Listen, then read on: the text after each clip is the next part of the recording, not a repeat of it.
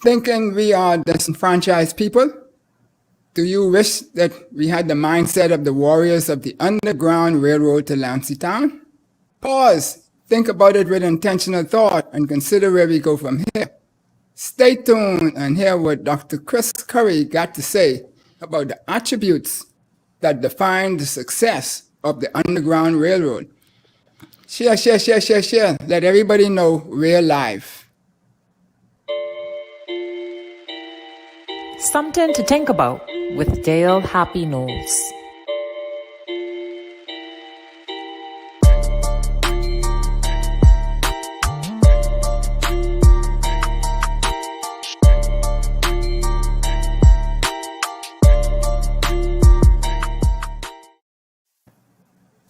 Welcome to Something to Think About with Dale Happy Knowles. What we think, we become. What we radiate, we attract. And what we imagine, we surely can achieve. Let's change the narrative two for two. So this evening we have a special guest in Dr. Chris Curry, who is no stranger to us. As we see on the screen here, he's been around, talked to us on a number of things in the past. And this evening we're going to touch into something that is very near and dear to him. And he's written books, co-authored books, and written one himself. And so, as I say, he's a doctorate. He got that in 2011, so he ain't no rookie. And then in 2006, he would have done a co-author on three volume series books for the studies in schools, the Bahamian secondary schools, on social studies.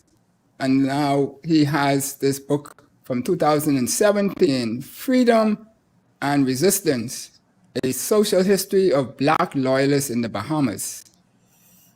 Doc, welcome. It's a pleasure to be here, Happy Knowles.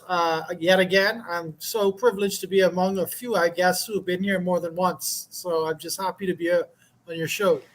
Well, when you get plenty to offer and the fan base out there is saying, well, when you gonna bring Chris back? When you gonna bring Chris back, Dr. Curry back? Yeah. We didn't finish off what he was talking about last time. We wanted to know the rest. And, what we can put on the table tonight really and truly has about 6 tears that could come out of that, too. Mm-hmm. At least that's the way I think about it. Yes. Well, we'll try and cover as much as we can in the time that we have. I'm happy to see what I can do, and I'll try to be as succinct as possible. Yes, that's cool. So now we know that you're very special because one day you're a historian, another day you're a professor, always the doctor, and moving forward. And so sooner or later you're going to be on top of the chart of everything. Well, I wear many hats, and you didn't even mention some of the things I do on the weekend because I'm also a preacher. So, I'm of course also a father and a husband, but you have to learn how to multitask and do a lot of different things in this country. I find so I'm happy to wear the hats that I wear. I don't think I have enough room for another one, but to God be the glory. Yes, well, he will always give us strength to do whatever we need to do. We mightn't think we could do more, but he never gives us more than we could do. So we ask for his blessings to keep showering on you so that you could share it on us and enlighten us in many of these things. Yeah. Now, last week, I think it was last week, I tried to lose track of time, but we had our aspiring doctor, Candace Fields. Hopefully she will be able to achieve that not too long in the coming. But she studies these big creatures in the sea, the sharks and rays in particular, and so forth. And so we know of the Cubans and the Haitians who would have risked their lives to travel over the treacherous seas and by rafts and sloops to get to America. But what we want to talk about now is people who were to travel in the opposite direction to us and to come to us on what we call the Underground Railroad. I think at one point you used the term Salt Underground Railroad. Yeah, we talk about what we call the Saltwater Underground Railroad to distinguish it from the northern end of the Underground Railroad. And like I was saying when I spoke earlier about this topic, is we have to first of all understand that when we say underground railroad, we don't mean a physical railroad. It's a metaphor for how enslaved persons escaped slavery by tracking north through woodlands and swampland and whatever was in their way, essentially, to get to what they might have thought of as the promised land. And that northern end of the Underground Railroad would have taken you into what they called free states in the north in the U.S. But I will tell you, after the Fugitive Act was passed around 1855, it made it lawful for Southern slave owners to travel north and capture enslaved persons, no matter how far they might have been up in Maine or Vermont. They could be captured and re-enslaved, dragged south again. So what emerged after 1855 was Canada as the sort of the endpoint of the Northern Underground Railroad. But what gets lost by a lot of scholars, particularly U.S. historians, is that there was a saltwater southern end to the Underground Railroad. And that southern end was actually the Bahamas. And there's, as I would have mentioned before, there was actually 3 phases to it. The first phase emerges with the American Revolution. In 1783, Spain returns, or Florida is returned to Spain. And so what you have is an evacuation out of British North America by loyalists. Right. And you had a lot of enslaved persons that fought on the British side because they gave them the best opportunity for freedom. They promised them certificates of freedom. British officials, including Lord Dunmore, who was governor of Virginia, the last colonial governor of Virginia. But there were other like Cornwallis and General Howe in New York. The thing they had in common was promising them protection under British flag and force if they would fight and align with the British. And that many enslaved persons did. As a result of that loyalty, they got these certificates. But getting out of North America meant they often had to undertake a treacherous saltwater voyage. And so many of them ended up from St. Augustine or Savannah, Georgia, or Charleston, South Carolina, embarking on a voyage to the Bahamas. When they got to the Bahamas, looking for freedom, often and finding it was difficult because you had white loyalists who were trying to re-enslave them. You know, even though they had these certificates of freedom, they actually had to fight a second time, in a sense, in courts of law and in other places. Even in Abou in early 1788, they took up bayonets and muskets and absconded to the woods. So the text says, to protect their citizenship rights, really. Right. And so that was the sort of first version or the first phase of the Saltwater Underground Railroad. It's also important that there were communities of Black loyalists that emerged both in Abou and in the urban center of Nassau, where you have Delancey Town emerging as a free community of persons of color, persons who had political acumen. They knew their rights. They were willing to fight for it, go to court or whatever. And so that becomes a very important space. And that same space is going to be instrumental in the second and third phase of what we call the Saltwater Underground Railroad.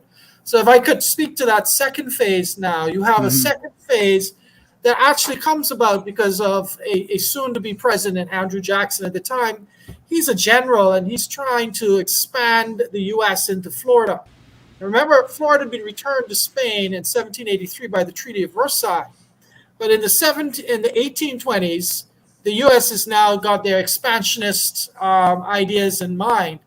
And Andrew Jackson is leading the charge. And he's taking over land that belongs to the Cree, the Chippewas, and the Seminoles in South Carolina and Georgia and Florida. And he's going to go into Florida and basically stake it and claim it as a U.S. state. And that happens around 1720, 1721. And because of it, as Florida becomes a U.S. state, it means that those free blacks could gain sanctuary when Florida was a Spanish colony. The Spanish actually offered enslaved persons freedom if they would convert to Catholicism. And many of them may have converted because they just wanted freedom. Some of them might have legitimately converted to Catholicism.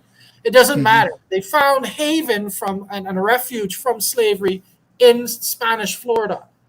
But now that Andrew Jackson is in in the mix and is moving his troops into Florida and taking possession of the land, they're then forced to retreat and seek refuge somewhere else. And that is where the saltwater is extended and a second time. But this time, instead of to Nassau and Delancey Town in the area, the urban space of Nassau, this time they're headed to Red Bay's Andros. And so you have what we call Black Seminoles. These are persons that are mixed with enslaved persons, intermixing with Seminoles and other indigenous people. We then come up with this term, Black Seminole. And that's interesting if you think about it, because you have a similar admixing going on in places like Dominica and St. Vincent, where you had Kalinajos. We used to call them Caribs. They don't like called Caribs. They prefer Kalinajo. They mixed with escaped slaves as well, escapees running away from plantations in Dominica, St. Vincent, and St. Lucia, created these maroon communities in the mountains in Dominica, and they mixed. And so they're called Black Caribs. Again, Carib is a pejorative, but they're now found in places like Belize, and they refer to themselves as the Garifuna. So the mixing of persons of African descent, enslaved persons, and indigenous people has a long history in more than one place, including in Florida and then later in the Bahamas in Red Bay's Andros. And so that's the second phase of the Underground Saltwater Railroad. Now, the third phase occurs because of the jurisdictional issues that come about when the slave trade is abolished in the British Empire in 1808. It means that anyone engaging in trading of enslaved persons from West Africa are engaged in illegal activity. And so the British Navy is going to impound ships with these illegal cargo, and they're going to bring them to places in the Caribbean where there are vice admiralty courts. And Nassau was one of those locations. And here there would be an adjudication process, and the persons that were considered to be illegals, recaptives as they would call them, they were then referred to as liberated Africans, and they would be resettled in communities like Gambier or Adelaide or Carmichael. Right? Or even Fox Hill, a number of communities. And so this becomes another kind of underground railroad, a saltwater version, because now you have a location jurisdictionally where persons are trying to escape slavery from North America, find that if they come into British territory and you, because of this 1808 Act, it's like a protected area. And by 1825, the British go even further, and they advance a law of the sea that says if a boat is found in British waters, then no matter the status beforehand of the persons on board, they will be automatically freed. Could you imagine? Could you imagine if you're enslaved and you're in South Carolina and Charleston or some seaport along the eastern seaboard of the U.S.? Remember, slavery isn't abolished in the U.S. till 1865. Right. It's abolished in the British Caribbean in 1835, before full abolition in 1838. So now you have a jurisdictional space from 1825 that allows you to claim freedom. And then by 1838, you know that everywhere in the British Caribbean is a space of freedom. Right. And so we have case after case of persons that are escaping from slavery in the United States to places like the Bahamas and other places as well.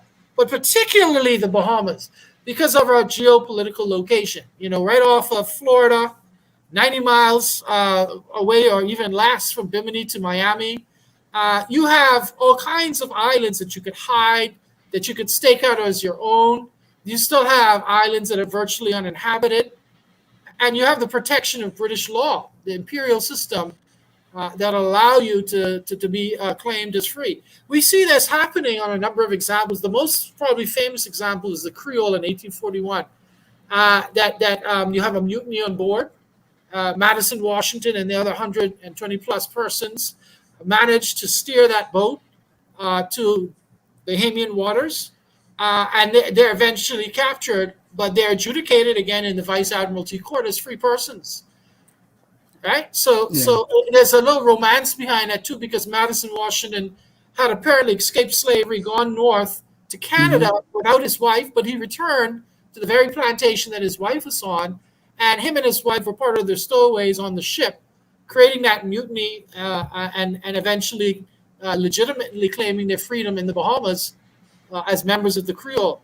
And the fantastic ending to the story is most of the passengers on that Creole ended up in Gambia. Again, that one of those liberated African communities that were created really by act of Parliament in 1808 and allowed for persons to have a kind of community developing where they could live as they wished outside of the rules of slave labor. So I think, these three phases are important to establish and understand. And so I just pause for your thoughts. So that's awesome. And so when we look at the fact that it's natural to travel on land, but when we travel over water now, the persons already know that the Bahamas was out there, and they were sure that they would go to land at this point in time. I mean, this was like what the 70s, 80s, 1800s? I think absolutely. Let me just tell you, you had persons like Sharper Morris and Prince Williams in that first wave who were dead set on the Bahamas. They would have been communicating with persons already. There's an author, a historian by the name of Paul Gilroy. He has a book called The Black Atlantic. And one of the points that he makes is that it wasn't just that they knew these places. They had the political acumen, the intelligence to be able to navigate to these places, which took a lot.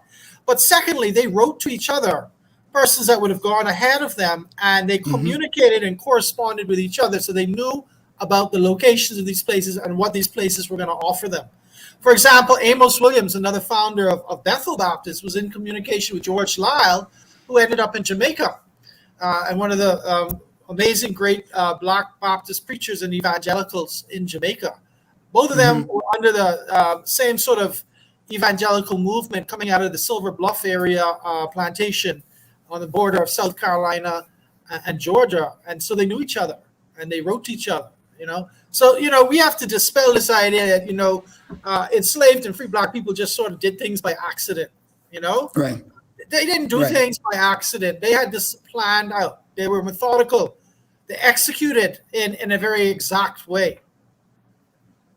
Yes. And so now, on that same point, because the Reverend Jesse Jackson was in the Bahamas in 2018, and I think it was for the, I forgot what the conference was called, but there was a conference where was the Progressive Black Baptist Conference, something to do with that. And, and he said that we have this view that everything comes from America to influence us and so forth. And so we talked just now about the railroad and persons coming this way.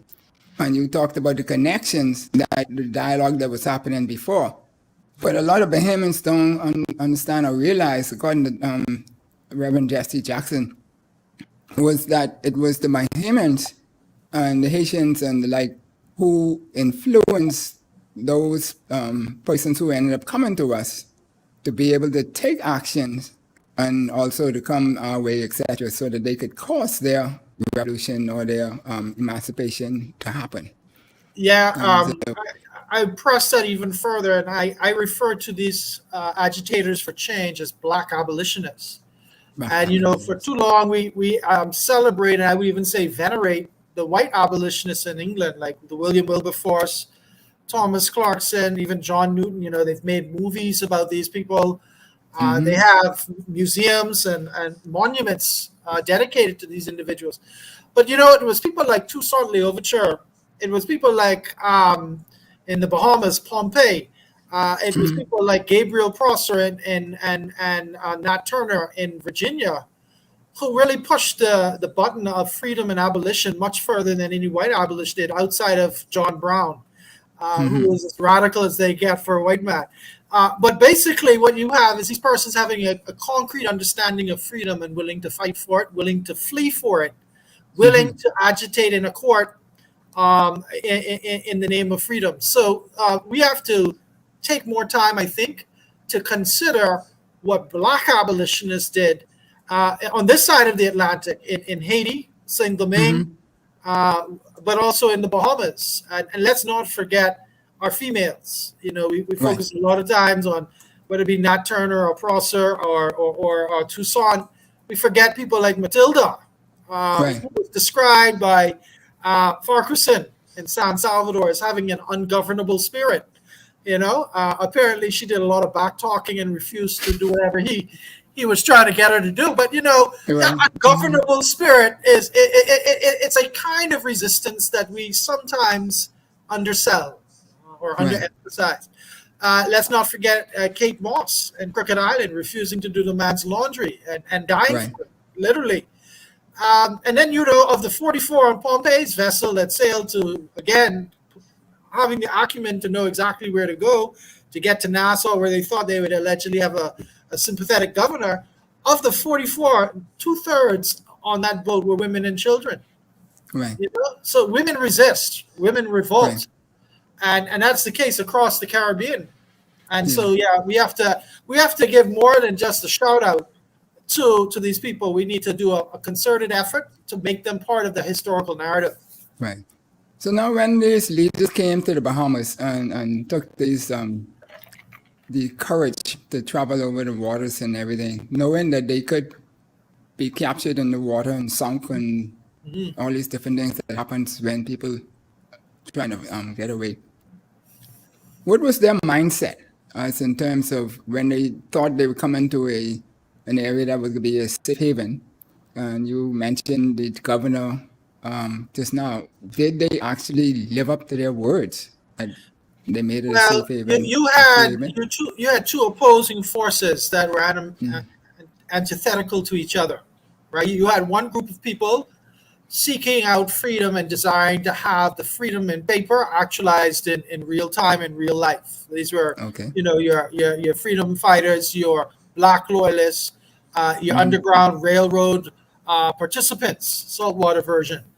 And then on the other side, you had these white loyalists who were bent on extracting whatever kind of labor through coercive means or otherwise to find a kind of relationship of dependency and exploitation. One advantage white loyalists had was they were given free land grants. Many of the Black loyalists didn't get any land. All right, they were still trying to figure out freedom legally and on paper and in court. Is that why we have such a disparity of land in the Bahamas now?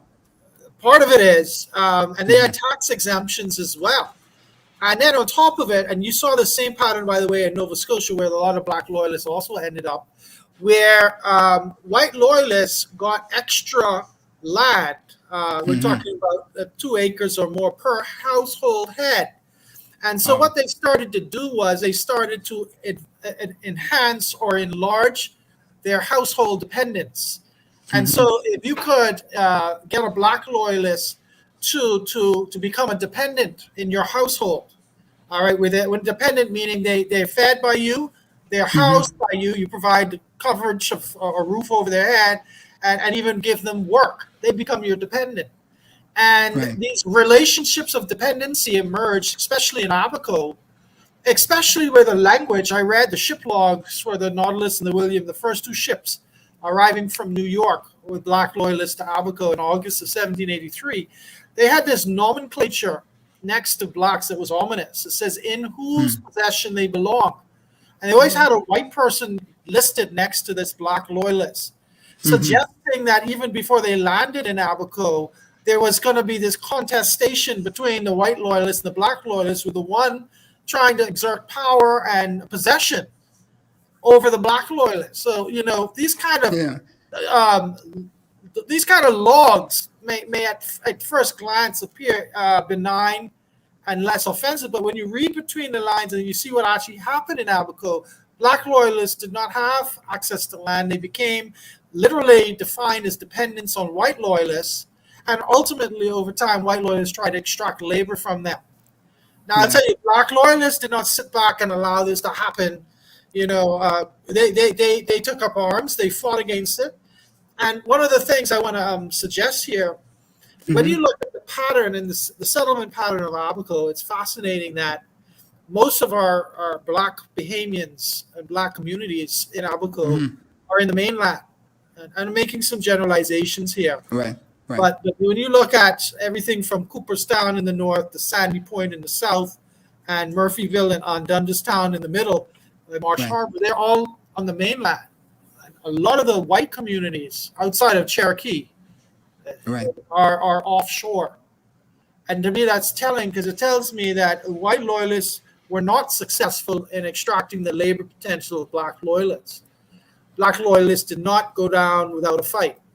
All right. And so white loyalists eventually not being able to realize their dreams of creating plantations on the mainland, eventually over time migrated to the offshore keys of Elbow Key, Man o' War Key, Green Turtle Key. And that's where they basically are to this day. Yeah. And so this kind of racial division, I think, emerges because of the dreams of one group being dashed on the one hand, and then on the other hand, the group trying to create a labor system that would profit them never came about. Yeah. You know, and I still a little baffled about this whole idea of Black loyalists, because I never heard about that when I was in school. And I always thought I was an excellent student. My mommy wouldn't agree with me. I'm sure you were. But, I, for one, was not a very excellent student at all. Yeah, trust me, I wasn't close to the top either. But Reds Bay and Delancey Town. What was the significance or appealing of those two specific areas? Well, they appealed for very different reasons. They could have gone anywhere, right? Yeah. So one is rural, very rural, and one is very urban. So Red Bay is probably the only settlement on the west coast of Andros. And it's, of course, North Andros, but it's the West Coast. It's appealing because it's so close to Florida. I mean, you could look at a map of the Bahamas, the archipelago. You know, Bimini obviously is the closest to South Florida. But outside the Bimini, Red Bays, or I would make the case for maybe West End, Grand Bahama. Those would be the three locations that are the closest to South Florida. So you have proximity. You have uncharted territory, land that is available and uncultivated. All right, on the big yard, this is the biggest island. I mean, I don't know if they knew how large Andros was, but and I'm sure they would have done some exploring and all of that. But the advantage was proximity, size, and location. Right, that's what. So and the governance was what at the time? It was just wide open, or they had. Andros was wide open at that time. We know that Andros was settled, by 18th century, and we know that a lot of people from Exuma migrated to Andros. But generally speaking, you had a very underpopulated island. Definitely no one on the West Coast. And so, absolutely, that was an advantage. Okay, so define where Delancey Town is. Yeah. Now Delancey Town is advantageous, but for different reasons. It's an urban space. It's a free Black community. The oldest map that we know of the city of Nassau goes back to 1788, and it shows Delancey Town is marked out to the south by Meeting Street. All right. Meeting Street. Now, I got to throw this in there. Meeting Street is half Meeting Street and half Dillard Street. Yeah, you're quite right about that, and that's a very important fact. So you have. Let's say Dillard and Meeting then, since we're going to be technical like that. It's good to be technical. So to the east, it could be marked by Blue Hill, but I'm going to take it a little further. That I'm going to say it's West Street. Now, West Street is that street that'll take you down past St. Francis at NAGB, and past, of course, the Greek Orthodox Church on your right if you're going north on West Street. Right. All right. So we have Meeting Street, Dillard Street. West Street is the boundary to the east, and the boundary on the west side is going to be Nassau Street. Okay. All right, and then the north boundary, as you could imagine, is West Bay Street. Right. So I just circled around, or maybe it's more of a rectangle where Delancey Town is located. Right. Cool. That's some awesome stuff there. And It's so, also because of all of the amazing people and buildings that are in that small little space. yeah. So the persons who came in on the, you say 3 phases of the railroad, the Underground Railroad, salt, Yeah. water. There have been various leaders and persons who would have helped, I guess, everybody assimilate into what was there already. How was that experience? Well, when we think about community, it'd be easy for us to say everyone got along, but these were what I would consider to be heterogeneous communities. You had people coming from the southern areas of the U.S., like Charleston and Savannah, and St. Augustine in Florida. But you would have also had some older inhabitants that had already been there from the pre-Loyalist period. Then you had some that migrated actually from Abaco and indirectly from New York. The Pauls, Joseph Paul and his family, were on one of those 2 ships I mentioned earlier, ended up in Abaco, and then eventually migrated to Nassau. And he's important because he establishes the Methodist Church on Augusta and Huddersfield by about 1790, around the same time that Prince William and Amos Williams are establishing Bethel. He's establishing a Methodist congregation, a meeting house, as they would have called it. So you have, sometimes you have competing interests. For example, Paul had a disagreement with another Methodist convert by the name of Anthony Wallace. And I feel it became kind of contentious. They were fighting over the ownership of the building on that corner that I just mentioned. Right, and right. it turned out that Paul eventually left the Methodist Church, converted to Anglicanism, and started the Bray School, which is like the Anglican Church's missionary arm and scholastic arm, right? They had a model of schools that they developed across their colonies in the late 18th, early 19th century, and it was the Bray's Associate School that he became the principal of in Delancey Town as an Anglican established school. It was a fee-paying school, and Paul was able to pass the baton of principal and leader of that school from him to his sons.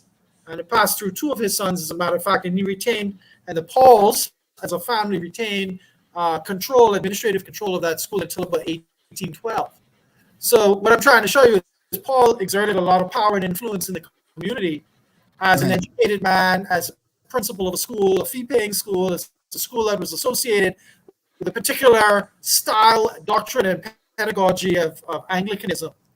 On the other hand, Wallace, continued as a Methodist, founding a congregation like what was in competition, I suppose, with Paul, and he was also instrumental, I believe, in establishing Ebenezer by 1802 in the East on Shirley Street. So Wallace went one way and maintained his affiliation with Methodism, and Paul went another way and became a very important education religious leader in the Anglican fold. Yeah. So what I'm trying to show in all of that is that you have not a homogeneous community. You have a heterogeneous group, people conflicted over different interests, different religious affiliations, different ways of thinking and doing things.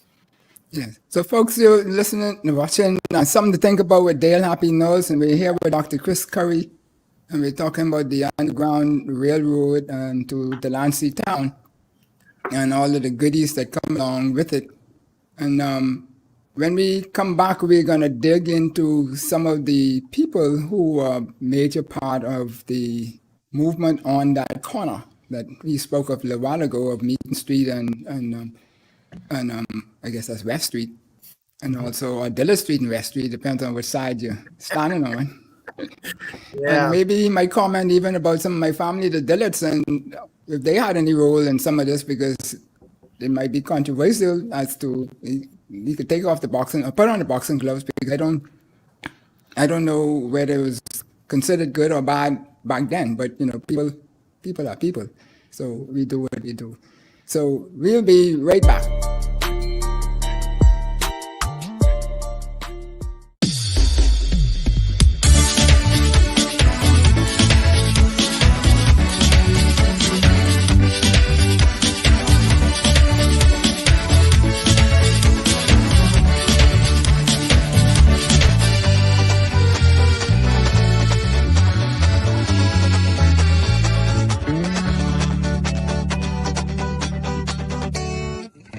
Siamese chicken. There's nothing like it. Behind every scoop, lick, and savor is a smile and memory being made or reminisced.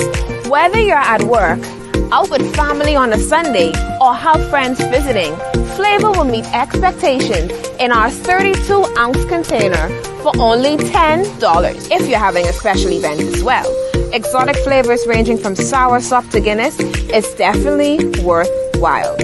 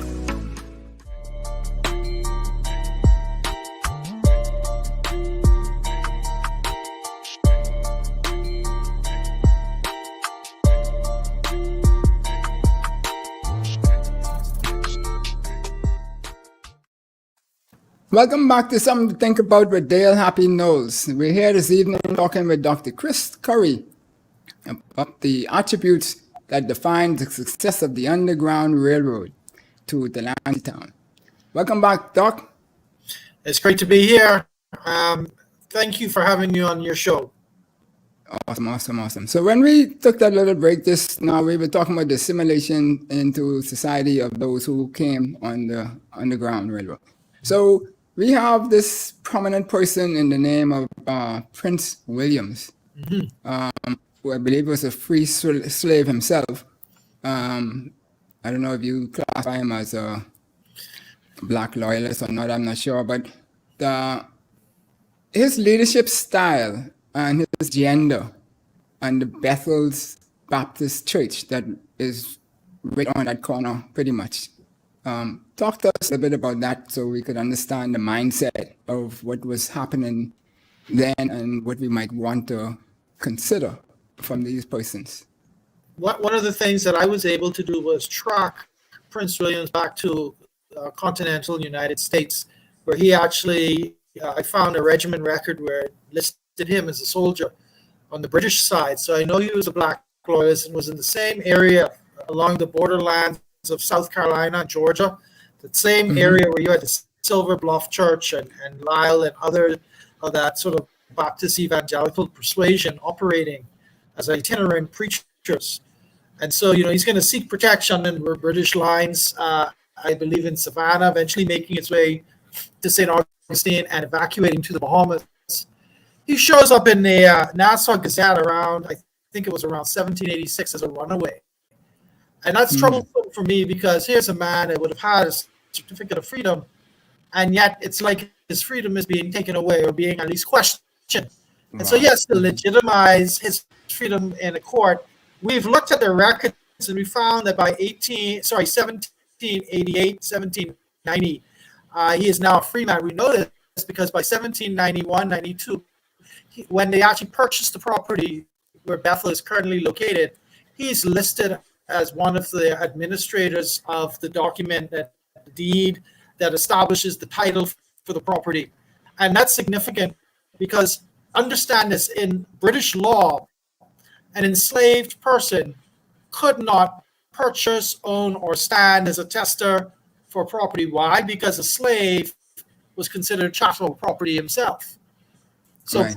Property could not own property, to make it simple. But because he is listed as the, one of the purchasers of that property, it tells me that by 1791, he's a free person, by law, in every stretch of the imagination. So what I'm trying to show you is, there's this unwritten sort of battle that's going on where he's coming here and he's described as a runaway Baptist preacher in the newspaper in 1786, but somehow he's able to figure out or claim freedom and earn it almost like a second time, to the point where he's now able to stand as a witness, a tester, and purchaser of property where Bethel now stands. Yeah. So was the Baptists considered non-religion back then? Say that again? Because were they considered religions? Because you mentioned the Methodists earlier and Anglicans and all their prominence, but the Baptists at that time, I don't know, was it because it was associated with slaves and frees? At least that was the mindset behind it. I'm not sure. I'm asking. Yeah, you have to understand, I guess, the history of religion in the Bahamas in a way. Before the arrival of loyalists in 1783, there was only one church in the Bahamas. It was the Anglican Church. Anglican Church was here from the 17th century. By 1723, there's a chapel called Christ Church. SPGs, the Society for the Propagation of the Gospel in Foreign Parts, their missionary arm, was established here and had regular mission work by the mid-18th century. So when the Black evangelicals come to the Bahamas as loyalists, let's just be clear, they're entering into a mission field that was at that point dominated by a single denomination, the Anglican Church. Okay. And so one of the things we have to acknowledge is loyalists bring denominational religion to the Bahamas. All right, in the way of the Methodist and the Baptist persuasion. So you have Paul, who's Methodist turned Anglican. You have Wallace, who stays Methodist. You have Prince Williams, Amos Williams, Frank Spence, Sambo Scriven, Sharper Morris. All of them are Baptists. Okay. Right? So it's important to understand what they have in common is they're bringing an evangelical religious experience based on the Great Awakening of the 1740s, which is not really focused on denominations per se, but on attracting large converts who tend to be enslaved and free blacks, which present a major affront to the established social order and those who subscribe to the Anglican Church. They were seen as a threat. Right. Yeah, and so in relation to Bethel's, then, in terms of the his involvement, was he directly connected to Bethel Baptist Church, or was it? Yes. So you have the three persons who are directly connected to Bethel: Amos Williams, Prince Williams, and Sambo Scriven. Now, Sambo, he dies very early on. And it looks like Prince Williams and Amos are sort of elevated as the main preachers. Amos dies around 1800. In fact, Prince Williams is listed in his will and as an administrator of his will. And that says that they were close friends. I don't think, even though they bear the same last name, I don't think they were actually related. Just coincidence. And so from around 1800, really, until the 1830s, Prince Williams is like the undisputed pastor or preacher at Bethel. Now that is not going to go uncontested. In the 1820s, there is a rift, and he is in a fight or squabble with the trustees, to the point where the trustees lock him out of the building, and they basically go to the governor. I think it was acting Governor Munnings, who sided with the trustees over Prince Will. Prince Will responded by getting a petition signed by over 400 members, basically petitioning the governor to return the key to him, give it to him, and have the building opened and in his possession. Well, he was successful with so many people signing the petition. It was clear that the trustees were the minority, and the majority of the congregation sided with Prince Will.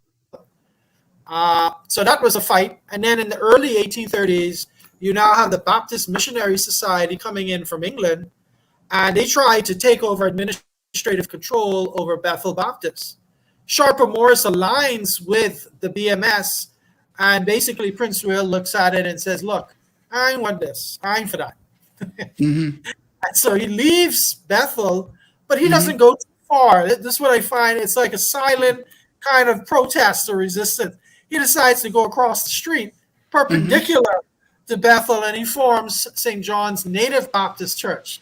And he puts in Native Baptist to make sure you understand that that's Right. going to be different from Bethel, because now Bethel is under the administrative control of the British Baptist Right, Missionary Society. Yeah, but there's some power play in that too, right? Because I mean, earlier you described the Delancey Town as being west of West Street Yes, to Nassau Street. Right? I So by did. him going in their predominant territory, Yeah, where their traditional churches was and stuff like that, and forming a church, to me that says significance. And when I look at our young people today, and when they look around and they say, "Oh, well, this one been around," these persons back in this day, they're not playing. I wouldn't say taken, but they find ways to cause results what they want. yeah, yeah, And I think absolutely. that's something that our people should look into, as to look inside and find out why we're not making the extra effort to cause results. Yeah, he was a man of passion and drive and ambition, I guess, and you know he definitely got results, because you look at it, he's not only the founder of the first and oldest Baptist church in the Bahamas, but he's also the founder of the second oldest Baptist church in the Bahamas. Is that Zion? Zion, and see now, I don't want to trouble anyone, but you know some people say that Zion was number 2. And St. John's was number 3, but others would say it was Okay. St. John's, and then it was Zion. Zion, of course, Right, is on the yeah. corner block of East Street and Shirley Street.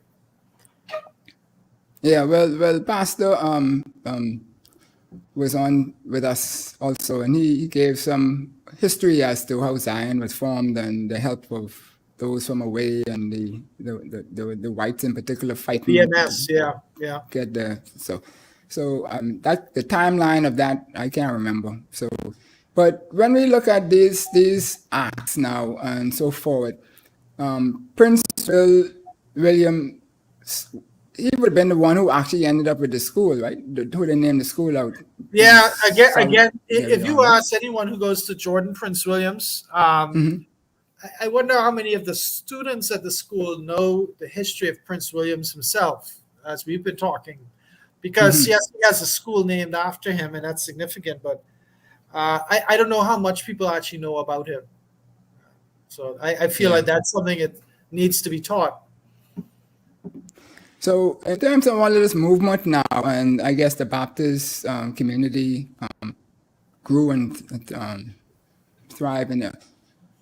When we looked at what they were doing and making sure that the good word was, the good news was taught and told, how you think they would have reacted when we would have gone through the pandemic and then we had this situation where the churches to be locked down and can't speak? You being a pastor, I'm sure.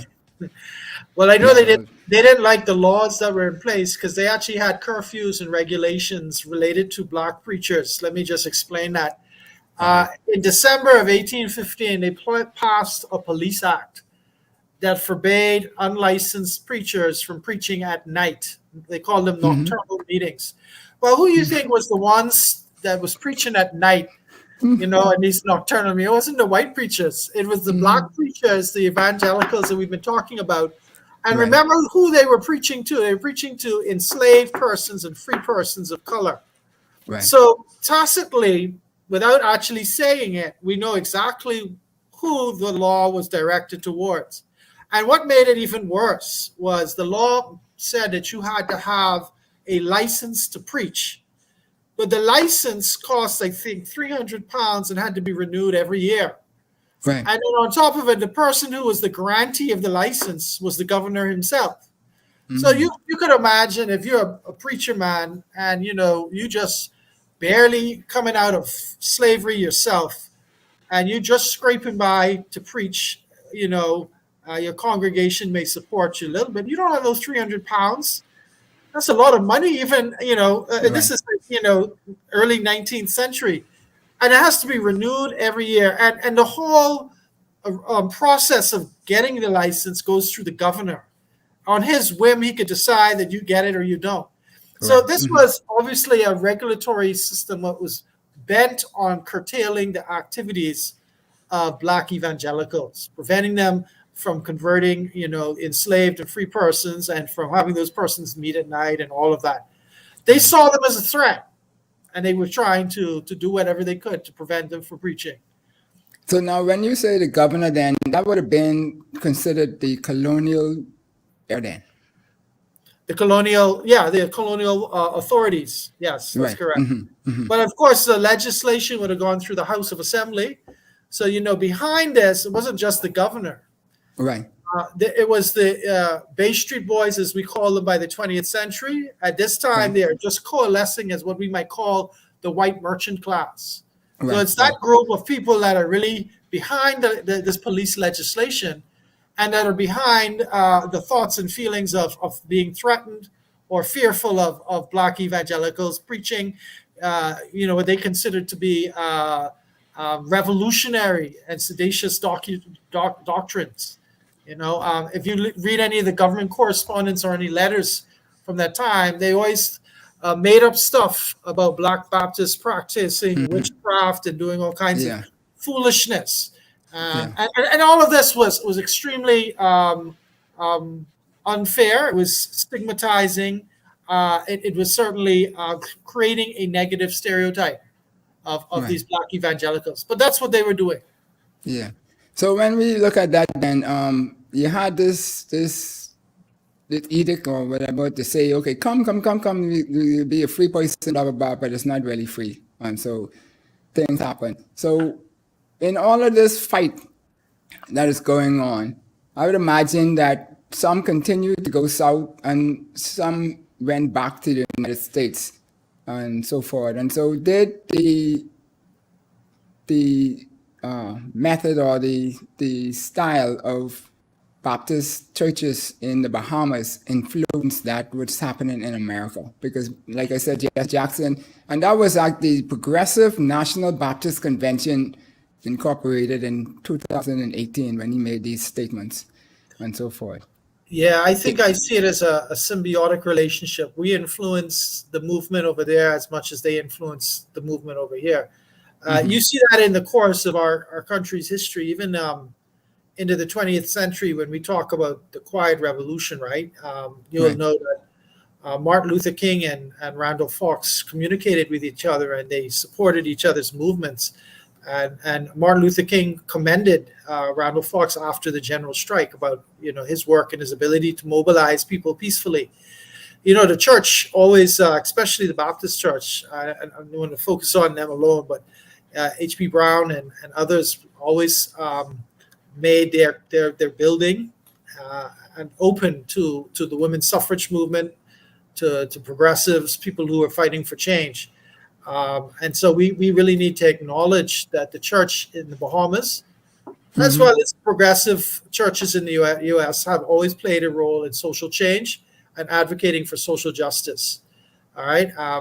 And so I think we undersell sometimes the significance of these institutions during slavery, providing refuge and a haven for runaways and escapees after slavery is abolished, providing a solace, a place of rest and refuge in an environment where there is still exploitation and rugged capitalism existed, where the white merchant class was still trying to find ways of creating debt dependency in the landless Black masses. And so, you develop saving systems, you develop church bazaars, you find ways of raising up leaders, you rely on burial societies, friendly societies, and the Lodge and the Masons, and all of these groups who tailor a lot of their activities after church activities. So what I'm trying to show you is the value of looking at the church as a change agent in Bahamian society, but also looking at how they inspire other movements across the pond in the United States. Yeah, some people told me the other day that they also influence the formulation of numbers in the Bahamas, but I don't know if we have time to touch on I know we get caught up with numbers and prophetic things, whether it be 1010 or, I don't know. We do. I know that people No, I used. mean the playing, the gambling. Yeah, I know. But people used okay. to claim that Pinling picked certain numbers and dates for a reason. No, I don't know about that. I don't know. that's a different. So, what about some of the people who went south and made big impact from this railroad? Would it have been more personal? Or we just hopped out in the Bahamas or in Nassau and stopped there? No, a couple of the persons I would mention. I didn't say Frank Spence apparently ended up in Long Island, and eventually came back to Nassau and started a church in the Fort Fincastle area. There's a Spence Street. I'm not sure if Spence Street is named after him, but it might be. They claim that in the 1820s he had a congregation of over 700 members, which is pretty amazing. We have other examples of missionaries from New Providence that went south to other islands like Eleuthera and even Cat Island. So more work needs to be done on tracking how people left New Providence and went to other places and maybe returned to the U.S. Yeah, but those numbers are big, and people think they're small. But you try to formulate a following of that amount yourself and see how easy it is to do, how hard it is to do, and so forth. But it is great. So tell us now, we always say where we go from here, right?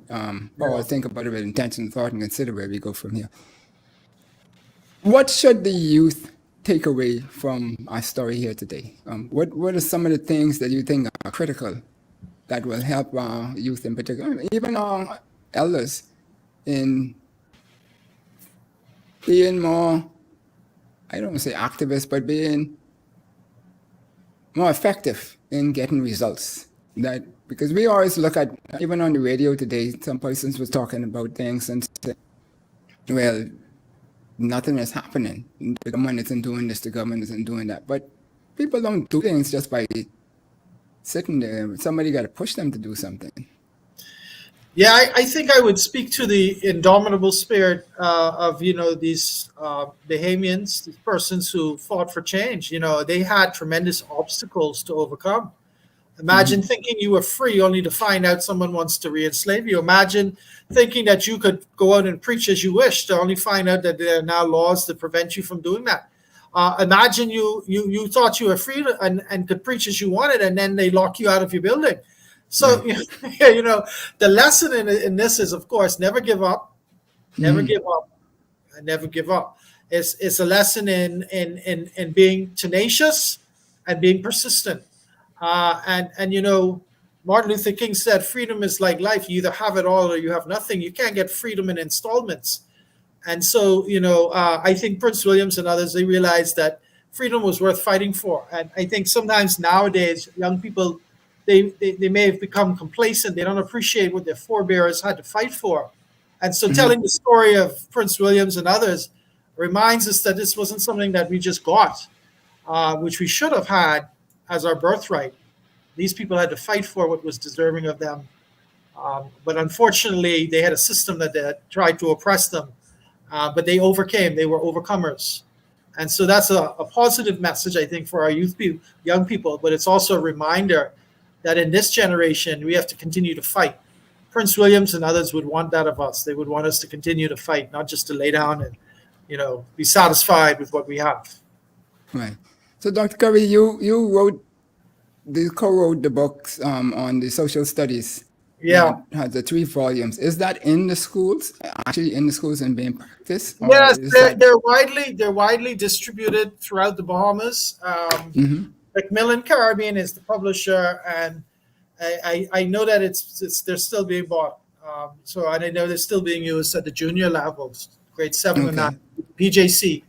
The book that I wrote on the Black Loyalists, it is a supplementary text at the BGCS level. I'm trying to work now towards getting a full history BGCSE text that is user-friendly. And I'm not so sure this is user-friendly. It's a good book, but I think it's probably at the university level. So we really do need to have a history BGCSE text for our senior high school students. So hopefully that will happen sooner than later. No, that would be great because and then I think you need to team up with some people like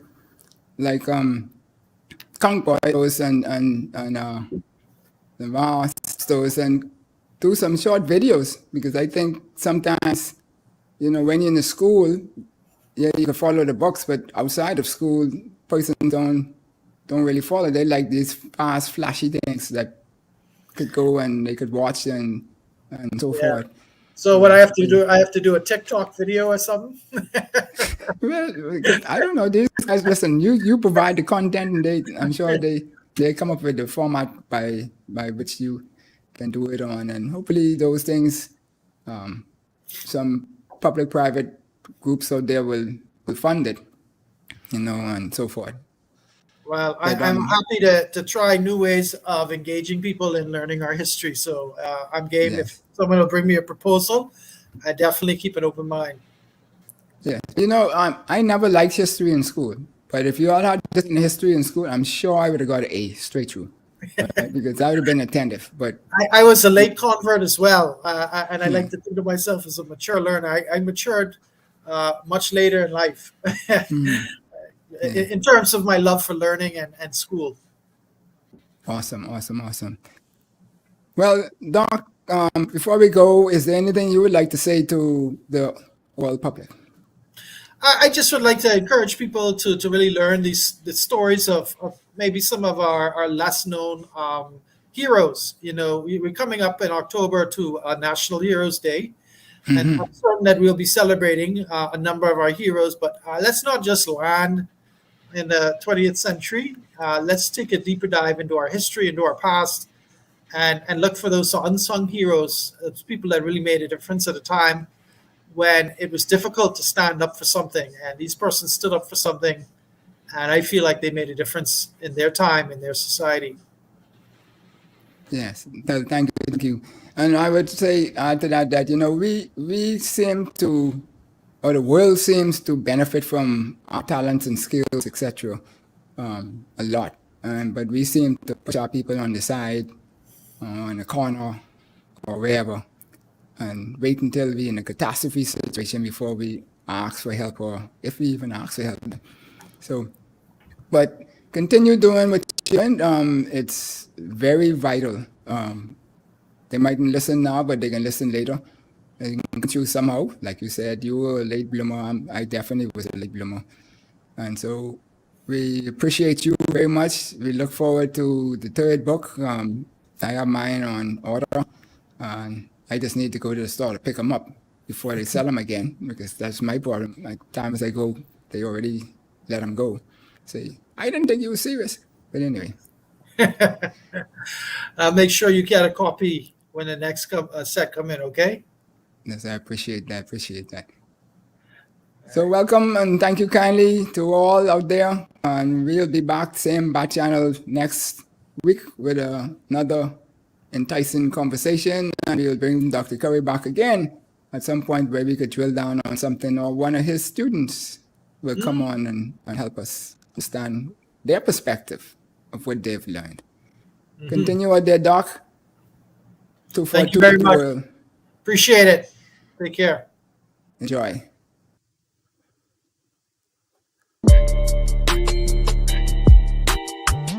Enjoyed the show? Then subscribe to us for more educational and inspirational content. Ring the bell so you never miss a show. Let's change the narrative, 242.